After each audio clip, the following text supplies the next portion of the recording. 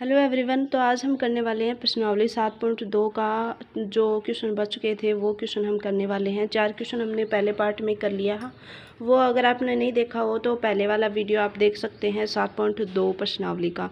तो चलिए हम देखते हैं क्वेश्चन नंबर 5। क्वेश्चन नंबर 5 क्या कह रहा है, वह अनुपात ज्ञात कीजिए जिसमें बिंदुओं ए यानी ए बिंदु दे रखा है 1 और -5 और बी बिंदु दे रखा है -4 और 5 को मिलाने वाले रेखाखंड एक्स एक्स से विभाजित होता है। इस विभाजन बिंदु के निर्देशांक भी ज्ञात करने हैं। यानी कि हमें दो बिंदु दे रखा है और बोल रखा है कि ये एक्स एक्स को विभाजित करता है।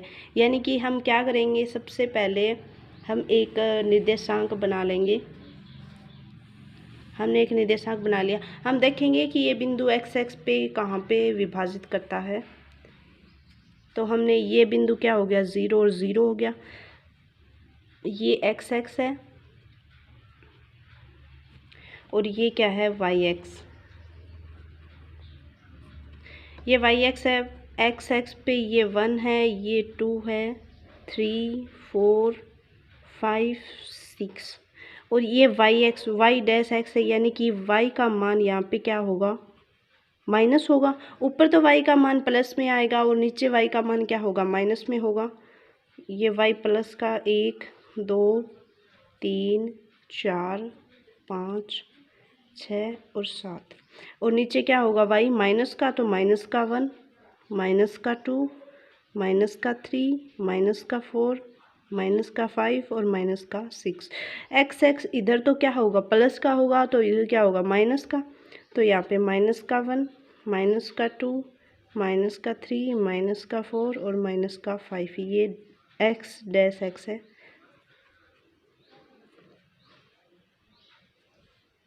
तो अब हमें दो बिंदु दे रखे हैं। दो बिंदु क्या है, ए बिंदु है 1 और -5, यानी x का मान तो कितना है, 1 है और y का मान कितना है, -5 है। यानी कि x का प्लस का 1 है, यानी प्लस का x का 1 यहाँ पे आएगा इस रो में, और y का -5 यानी कि y का -5 इधर है। तो ये बिंदु जो हो जाएगा वो कहाँ पे होगा, ये बिंदु यहाँ पे होगा। ये बिंदु ए यहाँ पे है, यानी 1 और -5, ठीक है। और दूसरा बिंदु हमें क्या दे रखा है, -4 और 5, यानी x का मान तो कितना है, -4 और y का मान कितना है, +5 है। यानी कि y का मान प्लस का है तो ऊपर आएगा और x का मान माइनस में है तो इधर आएगा। यानी कि इस जो ये पार्ट है उसमें आएगा वो बिंदु। यानी कि x का मान -4 है, इसको बढ़ाएंगे कहाँ तक, 5 तक। यानी कि वो बिंदु का कहाँ आ जाएगा, यहाँ आ जाएगा। यानी कि -4 और 5, ठीक है। अब इन दोनों बिंदुओं को क्या करेंगे, इन दोनों बिंदुओं को मिलाएंगे। अब इन दोनों बिंदुओं को जब मिलाएंगे, इन दोनों बिंदुओं को मिलाने वाली जो रेखा है, यहाँ पे ये बिंदु मिलाएंगे तो जो रेखा है वो क्या करेगी, एक्स एक्स को विभाजित कर रही है, एक्स एक्स को काट रही है। किस बिंदु पे, एक्स एक्स पे। यानी कि कोई भी एक्स एक्स पे बिंदु होगा तो उसके निर्देशांक क्या होंगे, एक्स का तो कुछ ना कुछ मान होगा और वाई का मान कितना होगा, 0 होगा। क्योंकि एक्स एक्स पे वाई का मान 0 होता है और वाई एक्स पे क्या होता है, एक्स का मान 0 होता है। तो यानी वो बिंदु क्या आ जाएगा, जिस बिंदु पे ये विभाजित कर रही है तो एक्स और 0 आ जाएगा। और अनुपात भी हमें नहीं दे रखा कि किस अनुपात में ये विभाजित करता है। तो क्या करेंगे, अनुपात हम मान लेंगे के अनुपात। तो हम अनुपात मानेंगे, अनुपात कितना होगा, अनुपात माना,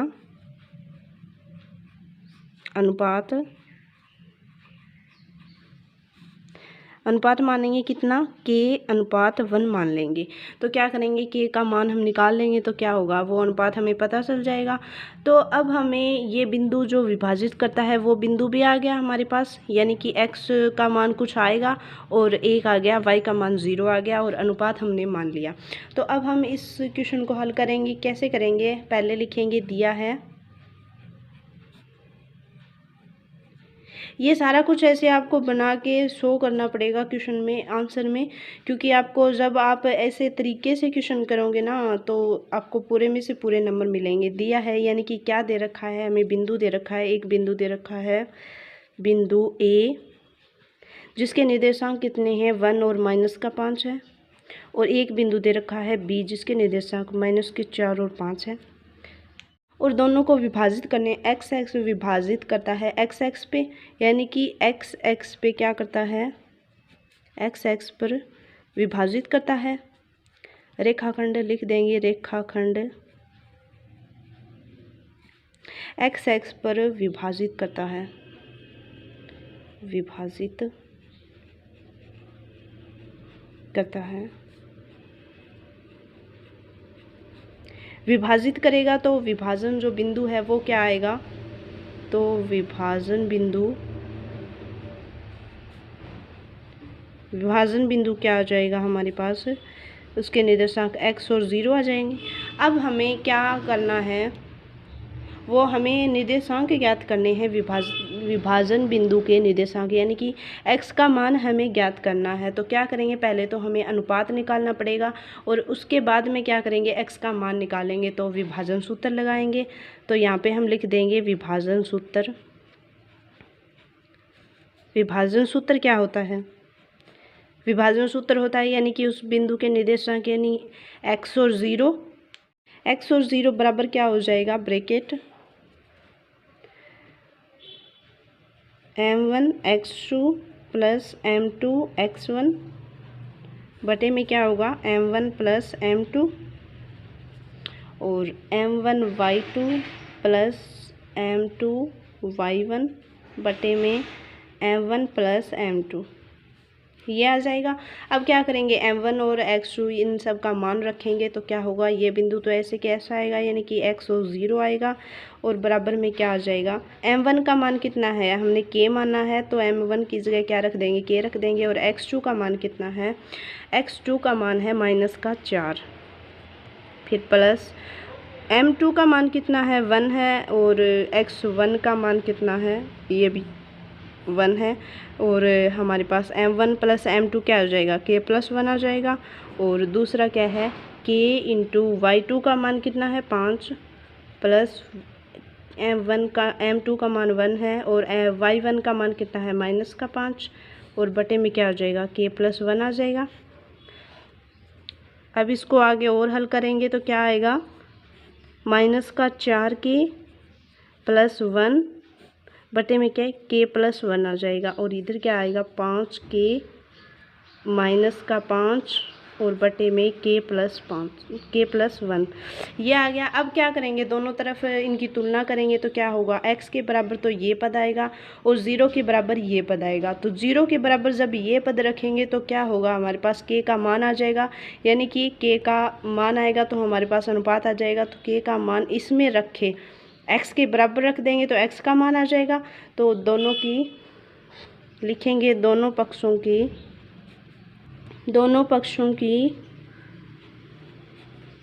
तुलना करने पर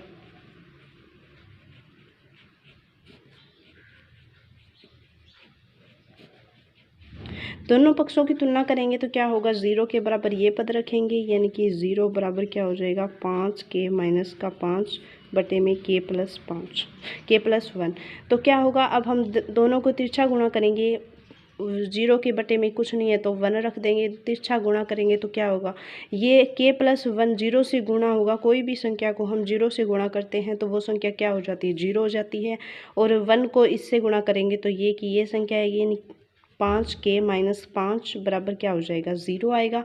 अब क्या करेंगे, 5k बराबर हम इस 5 माइनस 5 को इधर भेजेंगे तो प्लस का 5 हो जाएगा और k का मान कितना आ गया, 1 आ गया। k का मान 1 आया, यानी कि अनुपात हमारे पास कितना आ गया, अनुपात आ गया 1:1। ठीक है। अब क्या करेंगे, इस k का मान यहाँ पे रख देंगे, यानी कि x के बराबर कौन सा पद था हमारे पास, x के बराबर था -4k प्लस 1 बटे में k प्लस 1 और x के बराबर ये आ गया। अब k का मान हमारे पास है, k का मान कितना है, 1 है, तो k का मान हम 1 रखेंगे तो कितना आ जाएगा, x बराबर -4k की जगह 1 रखा प्लस 1 और k की जगह 1 रख देंगे और प्लस क्या है 1 है, तो कितना आ जाएगा, -4 प्लस 1 बटे में 2, इसका मान कितना आएगा, -3/2, यानी x का मान हमारे पास कितना आ गया, -3/2। तो विभाजन बिंदु हमारे पास क्या आ जाएगा, -3/2 और 0। तो हम लिख देंगे विभाजन बिंदु के निर्देशांक।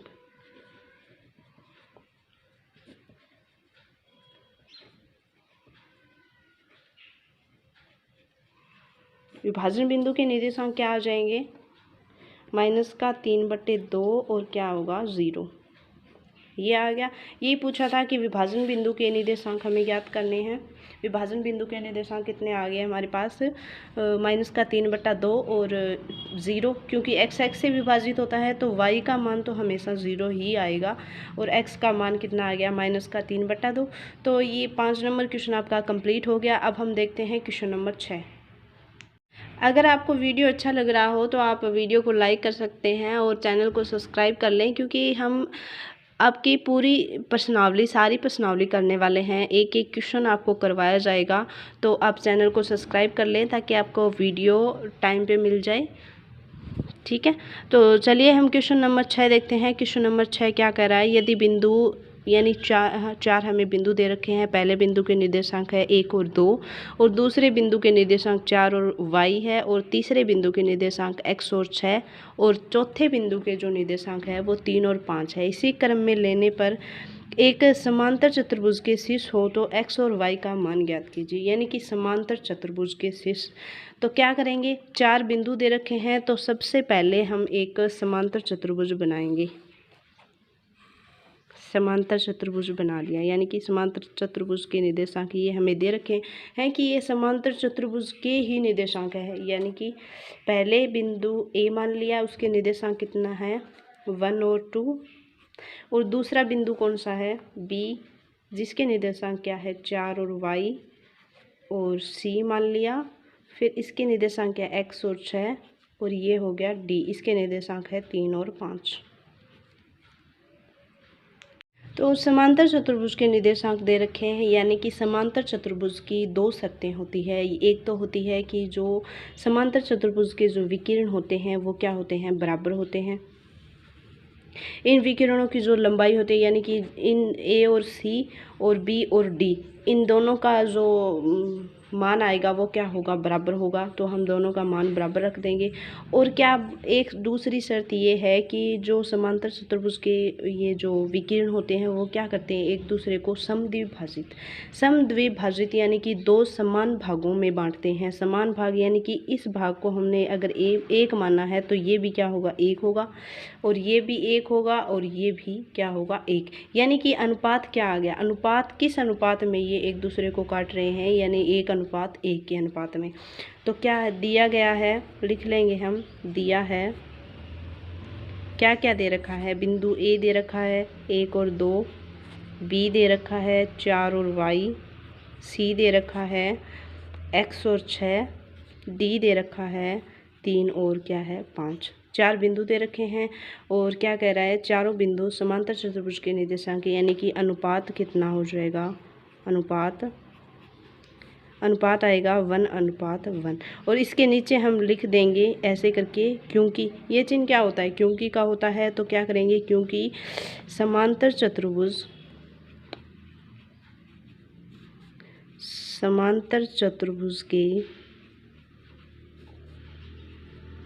के विकिरण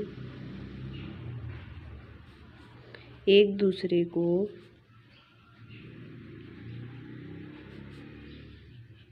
समद्विभाजित करते हैं।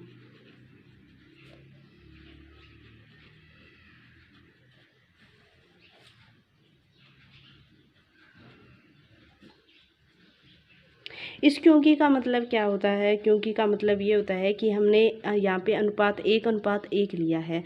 तो इसका जो कारण है कि हमने 1:1 क्यों लिया है, कि क्वेश्चन में तो ये दे नहीं रखा, इनडायरेक्टली दे रखा है, लेकिन सीधे सीधे तो नहीं दे रखा ना। तो अब हम क्या करेंगे, ये अनुपात लिखा है तो इसका कारण हमने नीचे लिख दिया।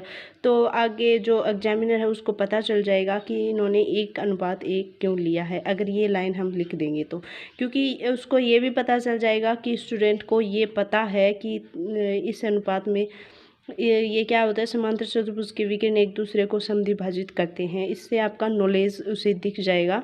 तो क्या होगा, अलग ही इम्प्रेशन पड़ेगा। तो आगे हम क्या अनुपात दे रखा है, 4 बिंदु दे रखे हैं और एक हमें पता है कि समांतर चतुर्भुज के जो विकिरण हैं वो क्या होते हैं, बराबर होते हैं। तो अब हम क्या करेंगे, यहाँ पे क्या है, ये जो बिंदु है यानी कि जो विभाजन बिंदु है वो दोनों में क्या है, कॉमन है। यानी कि विभाजन बिंदु अगर दोनों में कॉमन है तो इसके निर्देशांक सेम आएंगे, एक ही निर्देशांक आएंगे। इस एक बिंदु के दो अलग अलग निर्देशांक तो नहीं आ सकते ना। तो क्या करेंगे, अनुपात तो हमारे पास 1:1 है, दोनों का 1:1 हो गया। अब क्या करेंगे, इस बिंदु के जो निर्देशांक है, एक इससे निकालेंगे, इन दो बिंदुओं से, इस रेखाखंड से निकालेंगे, और एक क्या करेंगे, बी और डी इस रेखाखंड से निकालेंगे, तो निर्देशांक क्या आएंगे, बराबर आएंगे। यानी कि हमारे पास एक विभाजन सूत्र होता है, जैसे हमारे पास इस बिंदु के निर्देशांक कुछ भी यानी कि x और y है, ठीक है। तो x और y के बराबर क्या होता है, x और y के बराबर होता है, यानी विभाजन सूत्र होता है m1x2 प्लस m2x1 बटे में m1 प्लस m2, और m1y2 प्लस m2y1 बटे में आएगा m1 प्लस क्या होगा, m2 होगा। ये जो चीज़ें हैं यानी कि x और y तो सेम है दोनों में, एक तो हम AC से निकालेंगे और एक क्या करेंगे, BD रेखाखंड से निकालेंगे, दोनों के बराबर हैं, ठीक है। तो बराबर होंगे तो हम दोनों चीज़ों को क्या रख सकते हैं, बराबर रख सकते हैं। तो क्या करेंगे, AC बिंदु के AC रेखाखंड, AC जो रेखाखंड है, AC रेखाखंड के विभाजन बिंदु के निर्देशांक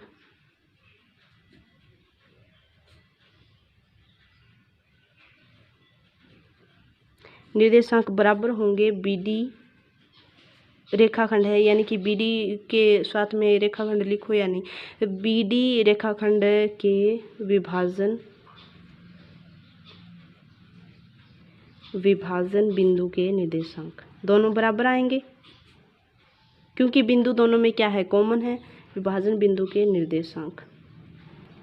तो इन दोनों के निर्देशांक हम बराबर रख देंगे, यानी कि पहले का AC वाले का निर्देशांक हम निकालेंगे तो क्या होगा, m1, यानी कि अनुपात तो 1:1 ही है, तो m1 का मान तो 1 आ जाएगा, और A और C वाले में x2 का मान कितना है, x है, प्लस 1 इंटू x1 का मान कितना है, 1, और बटे में 1 प्लस 1 आ जाएगा, और m1 y2 का मान कितना है, 6 प्लस 1 इंटू 2 बटे में क्या आएगा, 1 प्लस 1 आ जाएगा, और बराबर क्या होगा, BD विभाजन बिंदु के निर्देशांक विभाजक बिंदु के। तो क्या होगा, 1 इंटू में क्या आ जाएगा, x2 का मान कितना है, B और D यानी D वाला 3 है, प्लस 1 इंटू 4 बटे में क्या आएगा, 1 प्लस 1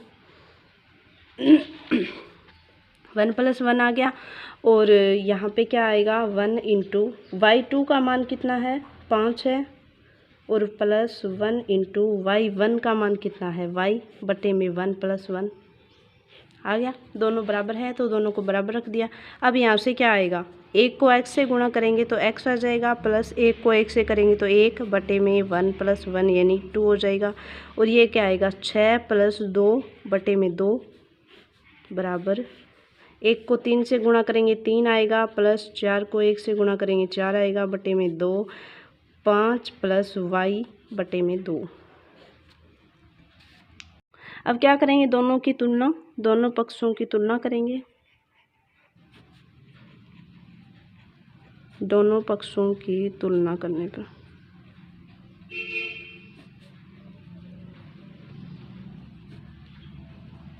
दोनों पक्षों की तुलना करेंगे तो ये पद इसके बराबर होगा, यानी कि x प्लस 1 बटे में 2 बराबर किसके होगा, 7 बटे 2 के, और ये जो पद है यानी 8 बटे 2 बराबर होगा 5 प्लस y बटे 2 के। ये इधर 2 है और ये भी बटे में 2 है, तो 2 से 2 कैंसिल हो जाएगा, और क्या आएगा, x प्लस 1 बराबर 7, यानी कि x का मान कितना आ जाए, 7 माइनस 1 यानी x का मान कितना आया है, 6। और यहाँ से क्या होगा, 2 से 2 कैंसिल हो जाएगा, बचे 5 प्लस y बराबर 8, और y बराबर कितना आएगा, 8 माइनस 5 यानी y का मान कितना आ जाएगा, 2 नहीं 3 पूछा था कि x और y का मान ज्ञात करना है, तो x का मान हमारे पास 6 आ गया और y का मान कितना आ गया, 3 आ गया। तो ये क्वेश्चन आपका क्वेश्चन नंबर 6 कंप्लीट हो गया। अब हम देखते हैं क्वेश्चन नंबर 7।